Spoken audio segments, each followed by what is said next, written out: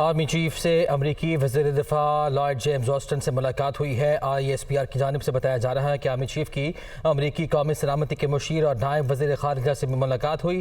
ملاقاتوں کے دوران باہمی دلچسپی اور دو طرفہ امور پر تبادلہ خیال کیا گیا ہے۔ ISPR کی جانب سے بتایا جا رہا ہے آرمی چیف نے کہا کہ عالمی شراکت داروں کے تعاون سے سیلاب زدگان کی جلد بحالی ممکن ہوگی۔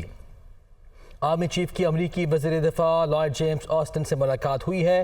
ISPR کی جانب سے بتایا جا رہا ہے کہ آرمی چیف کی امریکی قومی سلامتی کے مشیر اور نائب وزیر خارجہ سے بھی ان کی ملاقات ہوئی۔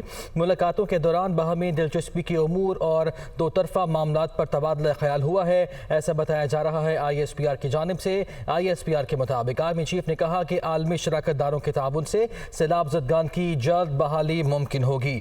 تفصیلات جان لیتے ہیں، ڈیپٹی پوزیشن اسلام آباد محمد عمران ہمارے ساتھ موجود ہیں۔ عمران آگاہ کیجیے گا۔ جی بالکل، army chief general Qamar Javed Bajwa جو ان دنوں جو ہیں وہ امریکہ کے دورے پر ہیں، ان کی وزیر جو دفاع ہیں آرمی کے وزیر دفاع جنرل ریٹائرڈ لائیڈ جیمز سے ملاقات ہوئی ہے۔ آرمی چیف کی امریکی نیشنل سیکورٹی ایڈوائزر اور نائب وزیر خارجہ سے بھی ملاقات ہوئی۔ باہمی دلچسپی کے امور اور علاقائی سلامتی کی صورتحال کی بات چیت کی مختلف شعبوں میں دو طرفہ تعاون پر بھی تبادلہ خیال جو ہے وہ کیا گیا، اور اس پر دونوں ممالک کے درمیان جو مختلف شعبے ہیں ان میں دو طرفہ تعاون بڑھانے پر بھی اتفاق کیا گیا۔ آرمی چیف کا کہنا تھا کہ سیلاب متاثرین کی امداد بحالی میں امریکی تعاون پر